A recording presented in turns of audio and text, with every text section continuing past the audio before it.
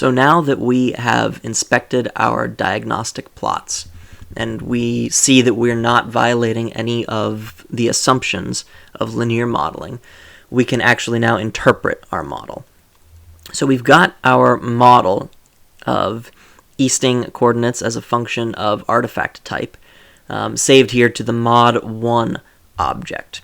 In order to inspect this, we use the summary function. So we hit summary, and then in parentheses mod1, and we run that, and we get this output.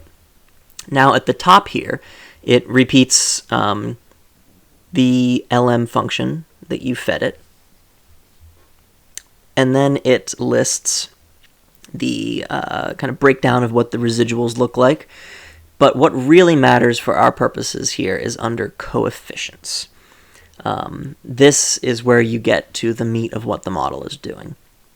First up, we have the intercept. This, as we discussed, is that beta 0 parameter. This is the place where the best fit line, the regression line, the model fit crosses the y-axis.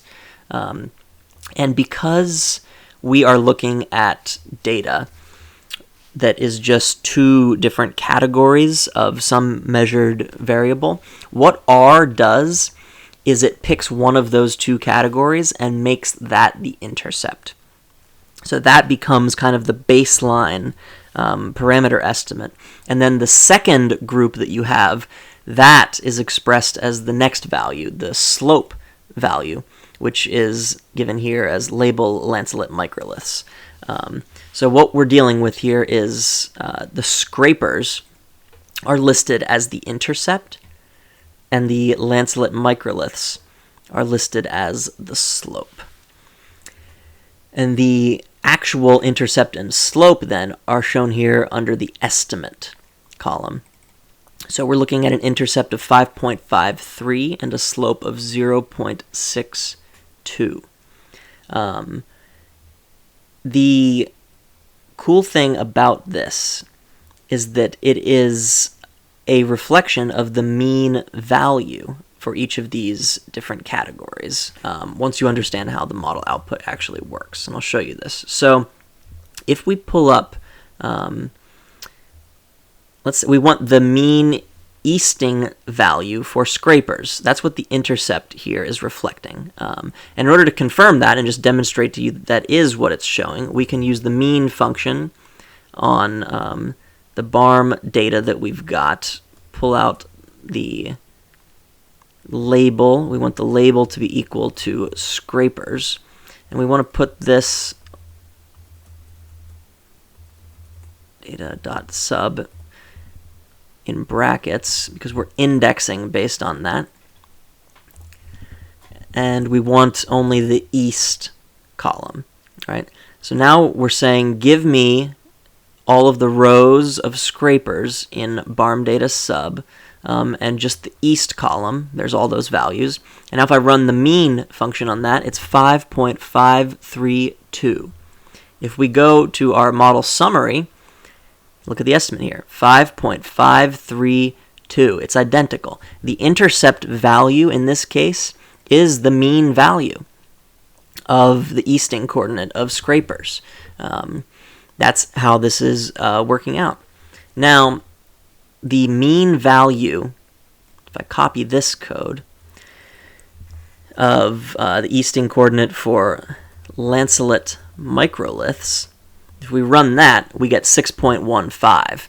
If we look at the model summary, that is not the estimate here. And the reason for that is because this is a linear model. And the way that linear models work, as we learned, is you have to add the intercept to the slope multiplied by the value that you're giving it. And so what we've got here is the intercept of 5.5, and we've got the slope of 0.6218. Now in this case, what R is doing is basically saying that our equation here, let me just make a comment and write the actual linear model equation. So the data, the value that we're estimating of y, is equal to our intercept, 5.5321 multiplied by our slope, 0.6218. Or sorry, plus our slope. My mistake. Remember, models are additive. And then we multiply the slope by the data on the x-axis that we're giving it. And so what we're really doing here, right, we're saying we've got these two categories of data. Let me plot the data so that we can better visualize this. BARM data, but plot east as a function of label, data equals BARM data. I believe we'll want to make this as numeric. So by putting as numeric on label, I'm arbitrarily saying assign one of those groups of number 1, assign the other one a number 2. If I plot this, we can now see that these are our data, right? We've got the estimate for scrapers and microliths plotted here. That's what these points are representing. We've got two categories of data, and we're building a model between them. And what that model is this equation that I've written out here. We've got our intercept, 5.5321, our slope, 0.618, or 6218, sorry. And then we multiply the slope by the group that we're looking at. So the way that R is understanding this is it's saying, all right, if we're looking at scrapers, right? Scrapers is what they've assigned to intercept. In order to calculate the estimated mean of scrapers, X here is 0. Because we're looking at the intercept, it's group 0 as far as R is concerned. So 0 times the slope is 0. So you take 5.53 plus 0, and that is your estimate for the mean value of scrapers. And sure enough, 5.53, it's exactly that.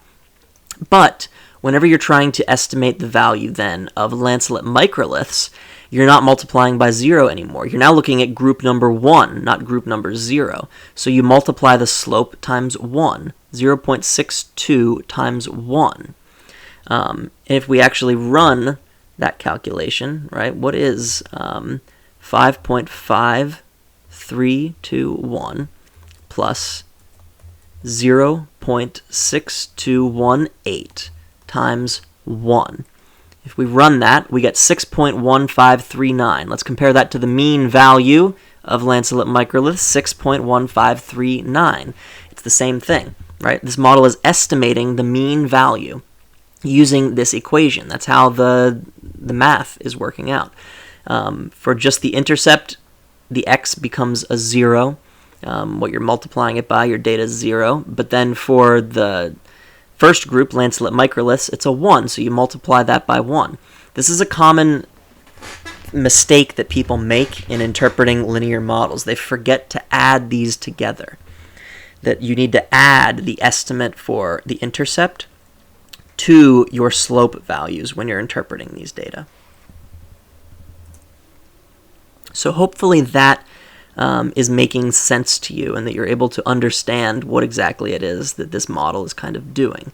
That we have this estimate for the intercept, we have the estimate for the slope. When you add them together, you're able to calculate then the mean estimate for lancelet microliths, and the intercept alone is for scrapers. Now that's just the first coefficient here, right? Next to that we have the standard error, which is the kind of plus or minus range on these estimates of the intercept and the slope. And then we have the t-value.